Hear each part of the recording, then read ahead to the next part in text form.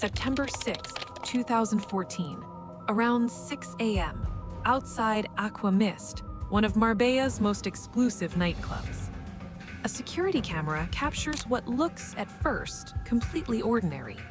Agnese Klavina, a 30-year-old blonde woman in a multicolored halter-neck dress, stands near the entrance, carrying a large white handbag, talking with a man later identified as Wesley Capper. Then she tries to walk away. Capper points toward a Mercedes S63 AMG with tinted windows waiting nearby and keeps her moving in that direction. As they reach the Mercedes, another man, Craig Porter, a friend of Capper's, is already seated in the front passenger seat. The club's security guard, Siani Usman, walks over and opens the rear door. Then she gets in. A moment later, she opens the rear door from inside the car. Usman steps forward and closes it again. Capper climbs into the driver's seat. The door closes behind them, and the Mercedes pulls away into the early morning light. That was the last time Agnese Klavina was ever seen. Agnese Klavina was 30 years old when she vanished. Born in Latvia, raised in a close-knit family where Sunday dinners were sacred and phone calls home were weekly rituals. Her mother, Gunta, and her sister, Marta, described her as lovely and bubbly, but they always emphasized something else. Agnese was responsible, organized, ambitious. She didn't miss calls. She didn't disappear without notice. When her phone went silent on September 6, 2014, everyone who knew her knew immediately that something was seriously wrong. In March 2010, Agnese had landed a job as a receptionist at The Collection, a high-end restaurant and bar in South Kensington, London. This wasn't just answering phones. She was the face of the establishment. She managed greeting protocols, handled bookings, organized seating plans for private events. She picked up event hosting gigs on the side through an agency called More People, trade shows, conferences, 12-hour shifts in kiosks smiling at strangers. It was high-pressure work, wealthy clients, impossible demands. But Agnese thrived. She built a life in London, made friends, met a guy named Michael Millis who owned Westbourne Studios Club. They started dating and stayed together even after she eventually left the city. She stayed in London until December 2011, nearly 2 years. Then she made another big decision that surprised some of her friends. She went home. By May 2012, Agnese was back in Latvia, and within months, she wasn't just working in hospitality anymore, she was running it. She became a manager at Diwali Beach and Diwali Bar, 2 popular spots on the Latvian coast. Overnight, her world went from serving drinks to managing staff, handling budgets, and organizing private events. Her family was proud. She was building a real career, moving up. And then, in early 2014, she made another big decision. She wanted to try something new, somewhere warm, somewhere exciting. She moved to Marbella. Agnese arrived in the Costa del Sol in early 2014 on a 3-month contract as a nightclub administrator. The job was supposed to be temporary, a summer adventure, but she fell in love with the place, the lifestyle, the energy, the weather. So she stayed. She renewed her apartment lease, picked up shifts at local chiringuitos, beachside bars along the coast, and made friends. She stayed in touch with everyone back home, her family in Latvia, Michael back in London. She sent photos of herself smiling in the sun, cocktails in hand, living the life so many people dream about. For 5 months, everything was good. Great, even. And then came September 6, 2014. That night, Agnese headed to Aqwa Mist in Puerto Banús with friends. One of them was Joachim Brobark, the stepson of the mayor of Marbella. She was in good company. She felt safe. Around 3 a.m., her friends decided to leave and asked if she wanted to come. She said no. She'd finish her drink, take a taxi home, and be fine. It was a decision she'd never get to take back. Between 3 a.m. and 6 a.m., events took a different turn. There's no CCTV from inside the club, So no one knows exactly when Agnesa first met Wesley Capper and Craig Porter, or what was said. Witnesses later told police the men bought her drinks and that everything looked normal at first. But by 6 a.m., when cameras outside captured them leaving, Agnesa wasn't smiling anymore. She was trying to leave. So who were these men? Wesley Capper was 37 years old, British, the son of John Capper, a multi-millionaire property developer who made his fortune building luxury villas on the Costa del Sol. Wesley grew up surrounded by wealth. Private school, gated villa, Bentley in the driveway, yacht in the harbor. People close to him said he'd never been told no in his life, and when he was, he didn't listen. By 2014, people who knew him described him as reckless, entitled, and volatile. Craig Porter was different, younger, quieter, working-class roots from Liverpool, but he'd attached himself to Wesley's lifestyle. To investigators, they formed a troubling pair. And the clearest proof of that is in the footage we showed you at the beginning, because there are details in it that most people miss on first viewing. Watch Capper's hand when he grabs her arm. A criminal psychologist who later reviewed this footage testified that Agnese's facial expressions showed active resistance and an emotional response of fear. According to that testimony, this wasn't a woman leaving a club with someone she trusted. But the detail that haunts investigators most is what happens after she gets in the car. She opens the door from inside. She's trying to get out. And Usman, the security guard, walks over and shuts it again. From that moment on, the story stops being about a missing woman and starts being about a crime. But while investigators would spend years analyzing that footage, it was Michael who sounded the alarm first. He hadn't heard from Agnese since the night of September 6th. That alone told him something was wrong. He tried her phone. Nothing. He called her friends in Marbella. No one had seen her since the club. He called the Spanish police. They told him they couldn't take a missing persons report over the phone. He'd have to come to Spain and file it in person. So he dropped everything and flew to Marbella to lead the search himself. But by the time he got there and filed the official report, 5 days had passed. When police finally started investigating, they pulled Agnese's phone records immediately. And what they found was disturbing. Her phone stopped transmitting signals approximately 5 hours after she got into that Mercedes. The last ping came from a cell tower near Benahavís, a mountainous, rural area inland from Marbella, the same area where Wesley Capper's villa was located. 5 hours. That's when whatever happened to Agnese happened to her. And Capper's phone records from that same period told a very different story. In those critical 5 hours, he made 48 calls to the same friend. When police finally tracked down Capper and Porter, they didn't find 2 men in a panic. They found 2 men with a story. It was simple, clean, and they both told it exactly the same way, word for word. They claimed they were just being gentlemen. They told detectives, "We met Agnese at the club. She wanted to come to a party at our villa. We drove her part way, but she changed her mind. She asked us to drop her off at a roundabout on the road near Benahavís. We did. She got out. She was fine." Detectives didn't believe a word of it. But in the legal world of Marbella, belief isn't evidence. The roundabout they described was isolated. No CCTV, no witnesses. A perfect dead zone for a story that couldn't be verified. But there was one major problem with the alibi. Agnese's family knew her. She was a meticulous, cautious woman. The idea that she would voluntarily get out of a car alone at 6:30 in the morning on a deserted mountain road didn't just sound unlikely. It sounded like a cover story. And as the sun began to rise over the Costa del Sol, that story was already starting to crumble. Police seized the Mercedes weeks after the disappearance. By the time they got it, the car had been professionally scrubbed. Early reports in 2015 suggested biological evidence including blonde hair had been found in the vehicle. But by the time of the 2019 trial, prosecutors acknowledged that searches of Capper's car found no traces of DNA matching Agnese.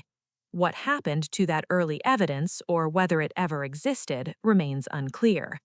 But investigators weren't done looking, and their attention soon turned to something else: a boat. Wesley Capper's father owned a motor yacht called the Geophil. It was a luxury vessel worth millions, docked at Puerto de la Duquesa, just a short drive south of Marbella. It was here that cameras captured the most haunting image of the investigation: 3 men struggling to haul a massive, heavy suitcase onto the deck before the boat disappeared into the Mediterranean.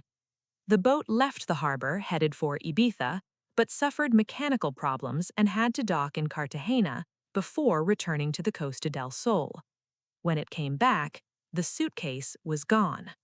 Port workers later told police they thought it was odd. Why would you take luggage on a boat and come back without it? Police seized the boat and brought in cadaver dogs, specially trained animals that can detect human decomposition even after extensive cleaning. One of the dogs gave a hit, a strong reaction in the lower deck. But by the time forensics got to the boat, it had already been cleaned top to bottom. Bleach, industrial-grade detergent. Someone had gone through that boat thoroughly. Still, forensics teams are persistent. They scraped, swabbed, and collected samples from every surface they could. They found a blonde hair and other biological traces. But when the DNA results came back, none of it matched Agnese. The hair wasn't hers. The biological traces weren't hers. Whatever had been on that boat before the cleaning, the only evidence that survived didn't lead back to her. The boat theory made perfect sense. The Mediterranean is deep. Bodies weighted down and dumped at sea don't resurface. But there was no proof. And without proof, there's no murder charge. For years, the case sat frozen. No charges, no answers, no justice. And if you think that's bad, what happens next makes it worse. Because this wasn't the first time Wesley Capper destroyed a life and walked away from it. In 2016, while the investigation into Agnese was still ongoing, Capper was out on bail. And in the early hours of the morning in San Pedro de Alcantara, just west of Marbella, he got behind the wheel of his Bentley while intoxicated and struck a 40-year-old woman named Fatima Dorado Parra as she crossed the street. He fled the scene, leaving a mother of 3 to die on the pavement. Police eventually tracked him to an Indian restaurant in Estepona, where he was found calmly waiting for his meal. His family immediately paid 300,000 euros in compensation, which the court called an act of repair. He was handed a 2-year sentence, meaning under Spanish law he walked out a free man. This was the man about to stand trial for what happened to Agnese. But it took 5 years of legal delays, appeals, and motions filed by expensive lawyers before he ever saw the inside of a courtroom. In 2019, the case finally went to trial. The prosecution's case was straightforward. The CCTV showed Agnese being forced into a car against her will. A criminal psychologist confirmed she displayed active resistance and fear. Her phone went dead 5 hours after she got into that Mercedes. She hasn't been seen or heard from since. They pointed to the CCTV footage, the red suitcase, the 48 panicked calls, the professionally cleaned Mercedes, and the missing evidence, and asked for convictions on illegal detention, essentially kidnapping, with 12 years in prison. The defense attacked the lack of physical evidence. They argued the CCTV only showed a woman getting into a car. Their clients drove her toward the villa, dropped her off at a roundabout on the road near Benahavís. They did, she got out, she was fine. What happened after that, they said, was not their responsibility. Without a body, you cannot prove a murder occurred. In May 2019, the judges delivered their verdict. Wesley Capper and Craig Porter were acquitted of kidnapping. The courtroom erupted. Agnese's family sobbed. Her mother collapsed. The judges found both men guilty of a lesser charge: coercion, forcing someone to do something against their will. Wesley Capper received a 2-year suspended sentence, Craig Porter 6 months, and neither man would spend a single night in jail. The Capper family was ordered to pay €10,000 in compensation to Agnese's family. €10,000 for a life. Siani Usman, the security guard who closed the car door on Agnese as she tried to escape, was acquitted of all charges. The court ruled there wasn't enough evidence to prove he knew what was happening. Agnese's family left the courthouse in shock. And then, 2 years later, any remaining hope of getting the full truth died. In July 2021, Wesley Capper died. COVID-19 complicated by a stroke. He was 44. When the news broke, Agnese's family felt nothing. No relief, no closure, just emptiness. Capper passed without ever speaking publicly about that night, without admitting what happened, without facing justice in their eyes. Craig Porter is still alive, never given an interview, never apologized. As far as anyone knows, he's living his life somewhere in the UK, free. Even with Capper gone, Agnese's family couldn't stop searching. For nearly 9 years, they held on to hope. Maybe she was alive. Maybe she had been trafficked. Maybe one day she would return. They knew it was unlikely, but hope is a powerful thing. Then, on April 27, 2023, a gardener named Bartolo Gallego was working in a wooded area near Benahavís when he saw something white in the bushes. A human skull. Police rushed to the scene and began a methodical search, uncovering more bones scattered through the undergrowth. And then they found the container, a large red suitcase, torn open and faded from years of sun and rain. Inside were women's clothing, a radial saw, and cutting discs. The remains had been dismembered. Forensic anthropologists examined what they had. Female, age 25 to 35, height approximately 1.60 meters. Time of death, 10 to 15 years prior to discovery. Agnese was 30 when she disappeared in 2014, 9 years before the discovery. Everything fit. The location was less than 10 minutes from Capper's villa, the same area where her phone last pinged, the same area where Capper and Porter claimed they dropped her off. The suitcase matched the one seen at CCTV at the marina. Her family was contacted and told to prepare for the worst. DNA samples were taken. For the first time in nearly a decade, it felt like there might be closure. But DNA testing doesn't happen overnight. The process was painstaking. Spanish media reported the results were complex. Testing was taking longer than expected. Months passed. Agnese's family waited. The world waited. And then, on February 11, 2026, the results came back. The remains are not Agnese Klavina. They belong to someone else. Another woman. Another victim.